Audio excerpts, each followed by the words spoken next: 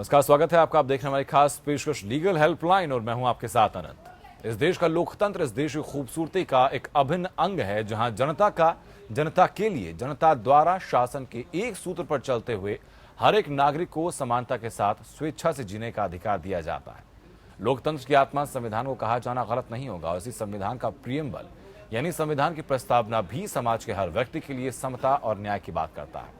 कानून हर समस्या के सही प्रारूप में समाधान के लिए मौजूद है, लेकिन सही जानकारी ना होने या कानूनी पेचीदगियों के चलते एक बड़ा हिस्सा समाज का सही समय पर न्याय हासिल करने में असमर्थ महसूस करता है। और इसी अंतर को खत्म करने के लिए इंडिया लीगल रिसर्च फाउंडेशन की इनिशिएटिव लीगल हेल्पलाइन में हम यहाँ मौजूद हैं, आपकी हर कानूनी समस्या में आपकी बेहतर सहायता के लिए। और रोज आपके सामने एक नए विषय के साथ हम आते हैं, उसकी कानूनी जो पहलू है वो आपको हम बताते हैं। और आज का जो हमारा विषय है वो है कि दफ्तर में अगर आपके साथ यौन उत्पीड़न होता है तो उसके खिलाफ क्या कानून है। इस संबंध में आप कोई भी सवाल हम तक पहुंचा सकते हैं, उसका बेहतर सहायता आपकी जरूर की जाएगी। उसके अलावा अगर आप कोई और भी कानूनी सहायता चाहते हैं, किसी और कानूनी समस्या से आप जूझ रहे हैं, तो आप निसंकोच होकर हमें फोन कर सकते हैं। हमारी फोन लाइंस लगातार खुली हुई हैं, फोन नंबर्स हमारी स्क्रीन पर फ्लैश हो रहे हैं। इन नंबर्स पर फोन करके आप सीधे हम तक जुड़ सकते हैं। बेहतर और निःशुल्क सहायता आप हमसे प्राप्त कर सकते हैं।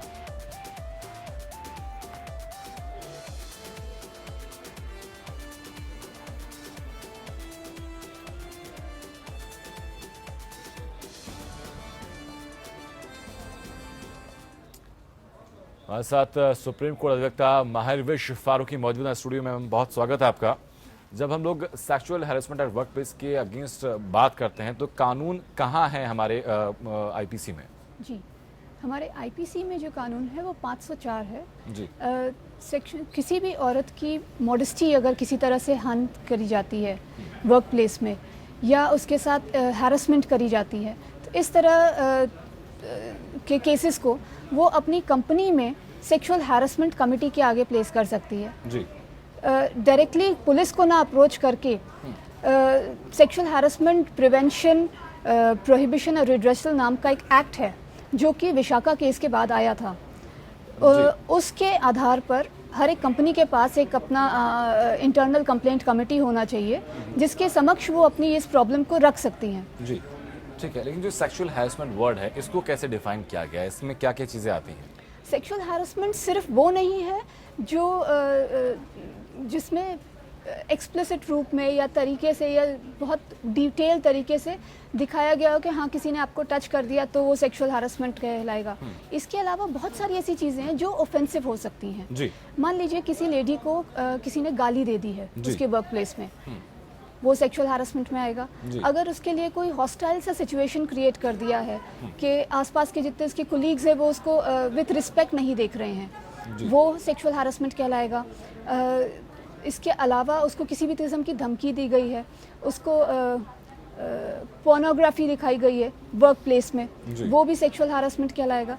इस तरह से एक्ट के अंदर में 4-5 किस्म के पॉइंट्स बताए गए हैं जो कि सेक्सुअल हैरेसमेंट कवर करेंगे। ठीक है। ये सिर्फ ऑफिस के प्रीमाइसेस के अंदर ही अगर चीज़ें होती हैं सिर्फ वो इस एक्ट के अंदर आती हैं, या फिर अगर ऑफिस का कलीग आपका ऑफिस के बाहर अगर ऐसा कुछ करता है तो वो भी इसके अंदर फॉल करेंगे? ऑफिस के बाहर अगर करता है तो वो बाहर की जुरिस्डिक्शन हो जाती है। लेकिन ऑफिस प्रीमाइसेस के अंदर 4 दीवारों के अंदर उस लेडी के जितने कोलीग्स हैं, जिन जिन लोगों से वो टच में रहती है, उनमें से किसी ने भी अगर उसके साथ किसी भी किस्म का अभद्र व्यवहार किया है जो कि उससे एक्सेप्टेबल नहीं है, जिससे उसकी मॉडेस्टी किसी तरह से हनन होता है उसका, या हर्ट होता है, उसकी feelings as a human being hurt होती हैं, तो वो सेक्सुअल हैरेसमेंट में ठीक है। कोई सेक्सुअल हैरेसमेंट का विक्टिम कोई बनती हैं, कोई भी महिला अगर बनती है तो वो उसकी कंप्लेंट कहाँ दर्ज कराए? उसका फर्स्ट स्टेप क्या होना चाहिए?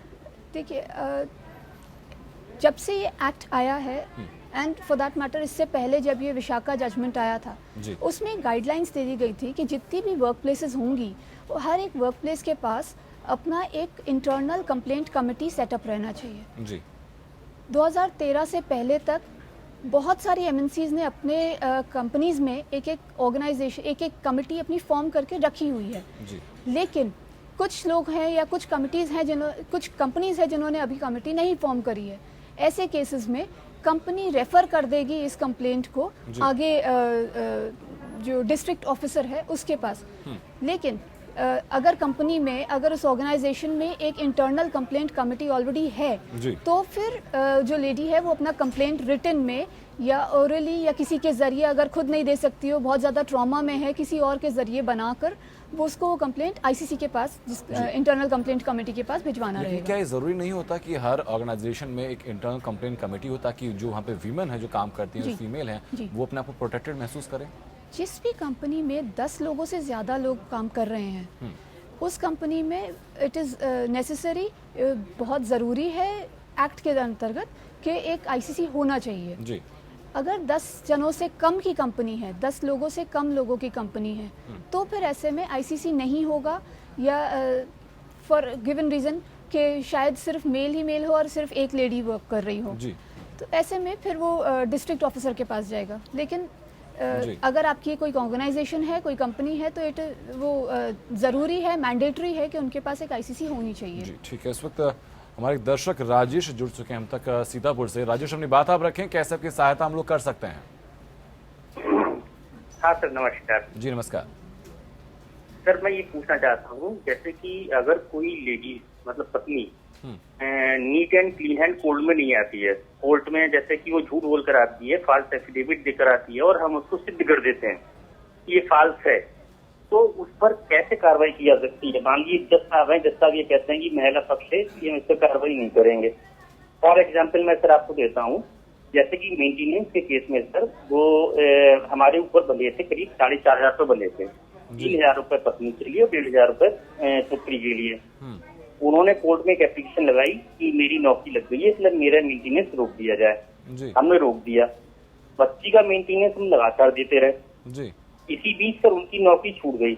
नौकरी छूटने के बाद में उन्होंने कोर्ट में दोबारा एप्लीकेशन डाली कि मुझे बच्ची का और मेरा खुद का मेंटेनेंस पिछले 1 साल का दिलवाया जाए, जबकि बच्ची का मेंटेनेंस का पैसा मैं लगातार जमा कर रहा था, कोर्ट से वो प्राप्त कर रही थी, फुल एविडेंस है। तो कोर्ट के अंदर इस तरीके से उसने झूठ बोलकर एक दोबारा से हमसे कार्रवाई करवाने की कोशिश की जी। तो इस पर हम उसके खिलाफ क्या कार्रवाई कर सकते हैं? कोर्ट क्या कार्रवाई कर सकती है? क्या सलाह देंगे आप इनको? क्या इनको करना चाहिए इस वक्त पे? इस पर आपको कोर्ट के आगे एक ऑब्जेक्शन रेज करना पड़ेगा, एक ऑब्जेक्शन एप्लीकेशन फाइल करिए, ये बताते हुए कि जो भी उन्होंने बताया है कि पिछले 1 साल से वो उनको कोई मेंटेनेंस नहीं मिला है, जबकि आप पे कर रहे थे। आपको पहले कोर्ट के आगे अपनी बात को प्रूव करना रहेगा, कोर्ट आपकी बात को सुनेगी। आपने पेमेंट्स अगर करी हैं, कोर्ट के ज़रिए आपने करी होंगी, अगर कोर्ट के ज़रिए करी हैं या थ्रू चेक करी है या कैश करी है, आपके पास कुछ ना कुछ तो रिकॉर्ड रहा होगा, वो आप कोर्ट को दिखाइए और कोर्ट आपके फेवर में जवाब देगा। बिल्कुल, मैं उम्मीद करता हूँ राजेश कि आपको बेहतर सहायता मिली है। आप ये प्रोसीजर आगे आप फॉरवर्ड कीजिए इसको लेकर, और अगर वापस आपको कोई दिक्कत आती है तो आप फिर हम तक जुड़ सकते हैं। बहुत बहुत शुक्रिया आपको हम तक जुड़ने के लिए। उस वक्त चित्रकूट से रमाकांत हमारे दर्शक जुड़ चुके हैं हम तक। रमाकांत जी, अपनी बात आप रखिए। हाँ सर, जैसे हमें मान लिया कोई भी जानकारी, मान लिया हमने गैस की जानकारी दे दी थी हम लोग को जी, तो सर जो हम जानकारी कहाँ से ले सकते हैं? किस संबंध में सर जानकारी चाहिए आपको? एक गैस एजेंसी के उसमें हमने मान लिया तो यानी कि वो मिलता है, यानी गैस एजेंसी को गैस सिलेंडर नहीं मिलते, उसको उसमें जानकारी लेना चाहते हैं। रमाकांत जी, आपकी आवाज़ असल में बहुत साफ नहीं पहुंच पा रही है, प्लस आपने टीवी की वॉल्यूम भी हाई की हुई है। आपका नंबर अब तक जरूर पहुंच गया है। इंडिया लीगल रिसर्च फाउंडेशन का आप सबको जल्द कॉल जाएगा और बेहतर सहायता इस संबंध में आपको जरूर की जाएगी। बहुत बहुत शुक्रिया आपका हमसे जुड़ने के लिए।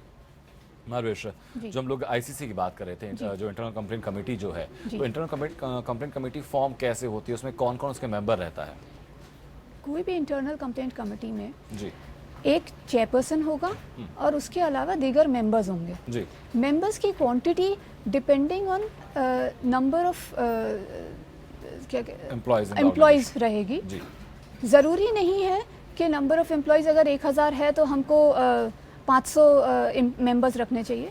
जो भी जेन्युइन अमाउंट आपको लगे, रीजनेबल अमाउंट, वो रहेगी जी। चेयरपर्सन हमेशा लेडी रहेगी। 50% of the members will remain women जी, और बाकी 50% मेल भी हो सकते हैं जी, या फिर न्यूट्रलिटी के लिए कोई थर्ड पर्सन भी हो सकता है, अजन कोई एनजीओ भी हो सकता है। लेकिन जो मेंबर्स जो हैं वो ज़्यादातर कंपनी में से होंगे, जो कि हायर डेजिग्नेशन के होंगे जी। अगर किसी सीनियर ने कंप्लेंट करी है, जो लेडी है वो कोई सीनियर डेजिग्नेशन है, तो उससे लोअर डेजिग्नेशन का पर्सन उस मेंबर कमेटी में नहीं होगा। क्योंकि होता क्या है, कई बार एक इंटरनल जेलसी होती है जी। वो अफेक्ट कर सकती है। तो प्रेफरेबल ये रहता है कि या तो उसी लेवल का हो या उससे सीनियर हो जो कि इस किस्म के मैटर को देखेगा। लेकिन आईसीसी के पास लीगल राइट्स क्या होते हैं? क्या आईसीसी के पास राइट होता है कि जो एक्यूज्ड है उसको पनिश कर सकें वो लीगली? नहीं, पनिश नहीं कर सकता है। पनिश करने के अलावा सिविल कोर्ट के जो भी पावर्स रहते हैं, फॉर एग्जांपल एविडेंस कॉल करना, ठीक है, किसी को समन करना, डॉक्यूमेंटेशंस को अपने सामने प्रस्तुत करवाना, दोनों के स्टेटमेंट्स रिकॉर्ड करना, ये पावर्स आईसीसी के पास हैं। पनिश करने का पावर नहीं है। पनिश करने के लिए अगर उसको लगता है कि ये केस जेन्युइन है, वो डिसिप्लिनरी कमेटी को रेकमेंड करेगा कि दोनों में से जिस एम्प्लॉय ने भी सही बोला है या गलत बोला है उसके खिलाफ में कैसा क्या केस बनता है वो रेकमेंड करेगा। अगर 504 का केस बनता है, आउटरेजिंग ऑफ लेडीज मॉडेस्टी बनता है या फिर हैरेसमेंट बनता है, तो ऐसे में वो पुलिस को, लोकल पुलिस को आईसीसी रेकमेंड करेगा कि नेसेसरी क्रिमिनल एक्शन उस पर्टिकुलर एम्प्लॉय के खिलाफ लिया जाए। जी, लेकिन अगर जो विक्टिम है वो आईसीसी की जो कार्रवाई है रहती है उससे सेटिस्फाई नहीं होती, उससे संतुष्ट नहीं होती, वो चाहती हैं कि भाई इसमें और भी चीज़ें सामने आ सकती हैं, तो फर्दर एक्शन क्या हो सकता है? तो फिर ऐसे में उसके पास ये राइट है कि वो सीधे इंडस्ट्रियल डिस्प्यूट्स रिड्रेसल फोरम के पास या ट्रिब्यूनल के पास सीधे अप्रोच कर सकती है। जी, तो ट्रिब्यूनल कहाँ होते हैं? इनके तक अप्रोच करने का प्रोसीजर क्या रहता है? नॉर्मली ट्रिब्यूनल्स हर स्टेट में, हर डिस्ट्रिक्ट लेवल पर ट्रिब्यूनल्स बने हुए हैं। तो हर जैसे फॉर इंस्टेंस दिल्ली की अगर हम बात करें तो दिल्ली में कर्करडूमा कोर्ट आपका ट्रिब्यूनल देखता है, इंडस्ट्रियल डिस्प्यूट्स देखता है। सिमिलरली डिफरेंट स्टेट्स में डिफरेंट लेवल्स पर उनका इंडस्ट्रियल डिस्प्यूट्स का डिफरेंट कोर्ट्स बने हुए हैं। कुछ जगहों पर स्पेसिफिक बिल्डिंग होगी, एक स्पेसिफिक अलग कोर्ट होगा, कुछ जगहों में डिस्ट्रिक्ट कोर्ट के साथ ही अटैच्ड है, तो वहाँ जा सकते हैं। ठीक है, लेकिन अगर कई दफ़ा हम लोग ऐसे भी देखते हैं कि किसी पर्सनल राइवलरी से या फिर जेलसी फैक्टर के बीच में आ जाता है तो उसके चलते हुए फेक कंप्लेंट भी की जाती है, तो अल्टीमेटली जिसको अक्यूज ठहराया जाता है वही विक्टिम बन जाता है। तो ऐसे में सोल्यूशन क्या है उस जिसको अक्यूज ठहराया गया उसके पास? उसके पास अपील का प्रावधान है।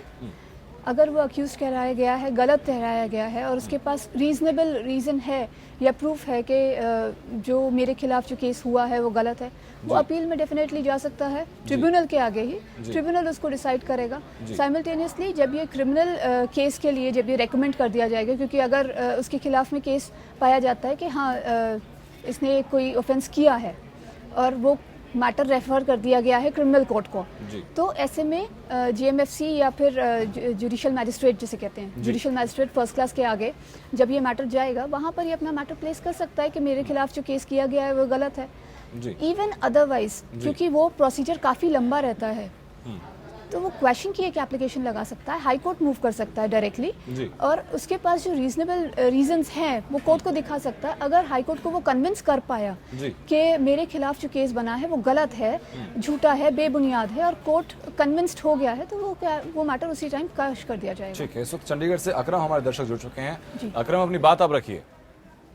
Hello ma'am. Hello ma'am, property के रिगार्डिंग आपसे कंसर्न करना था। जी।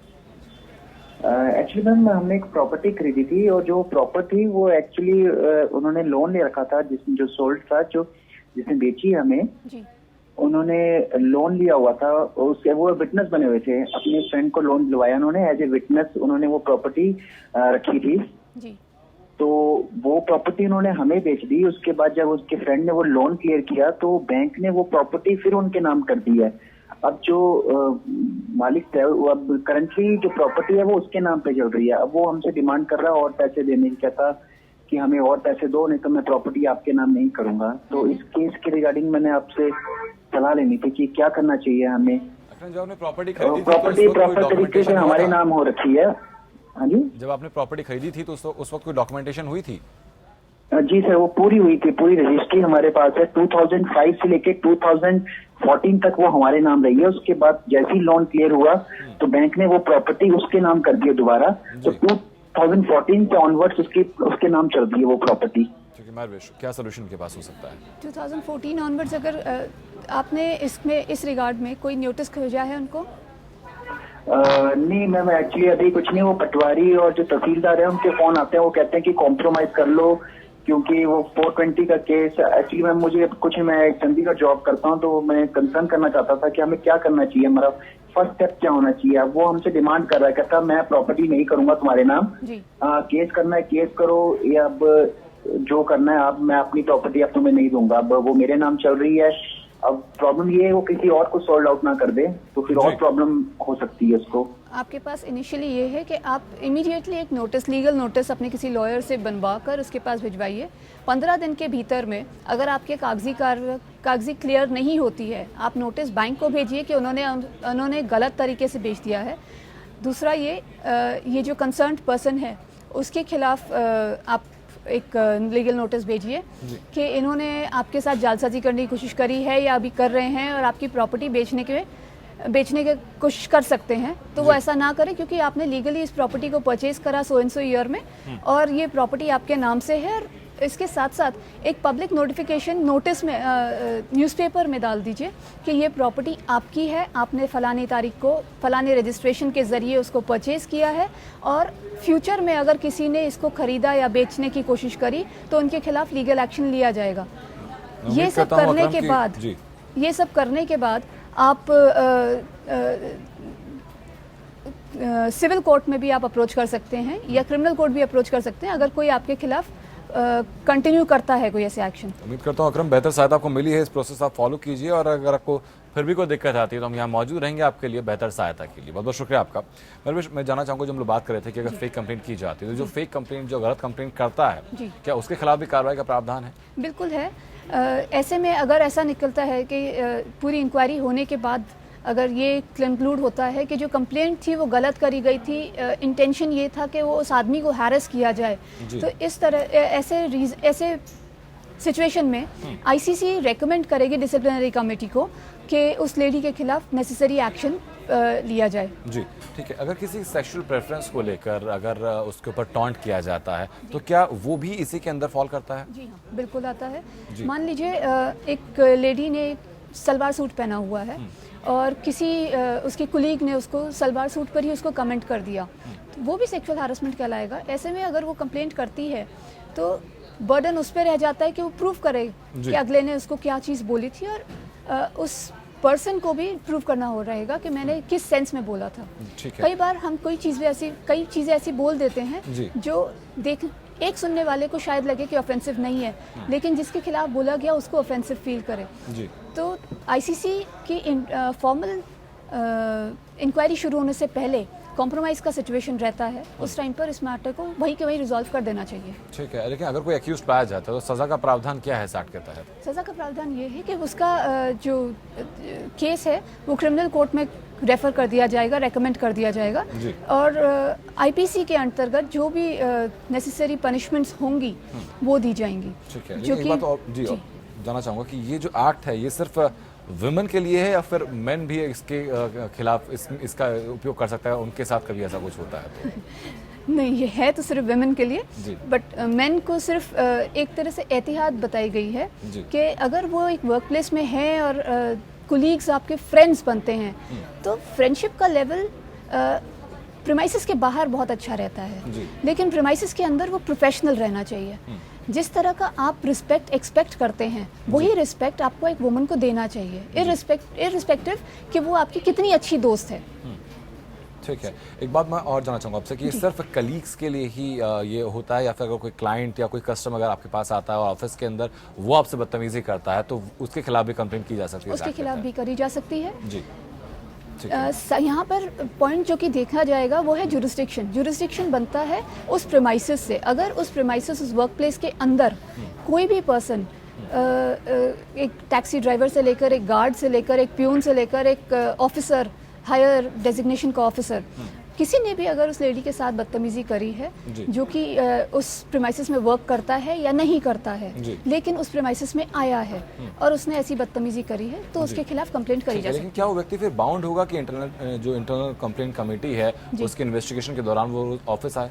या वहाँ पर मौजूद रहे? क्योंकि आईसीसी को पावर सिविल कोर्ट की दी गई है जी। तो वो उसको समन करेगी और इन केस वो नहीं मानता है तो फिर ऐसे में रेकमेंड अज्यूम कर लिया जाएगा कि उसके खिलाफ जो भी कंप्लेंट करी गई है वो सही है एंड नेसेसरी एक्शन के लिए आगे रेकमेंड कर दिया जाएगा कि इसको फिर प्रोसेस के जरिए चलेगा। अगर वो पुलिस को रेकमेंड करते हैं तो फिर वो बाहर से उनको पुलिस आएगी, अरेस्ट करेगी या जो फर्दर प्रोसेस किया जाएगा। जी चलिए ठीक है, बहुत बहुत शुक्रिया आपका हमसे जुड़ने के लिए और बेहतर जानकारी इस संबंध में हमको तक देने के लिए। Thank you.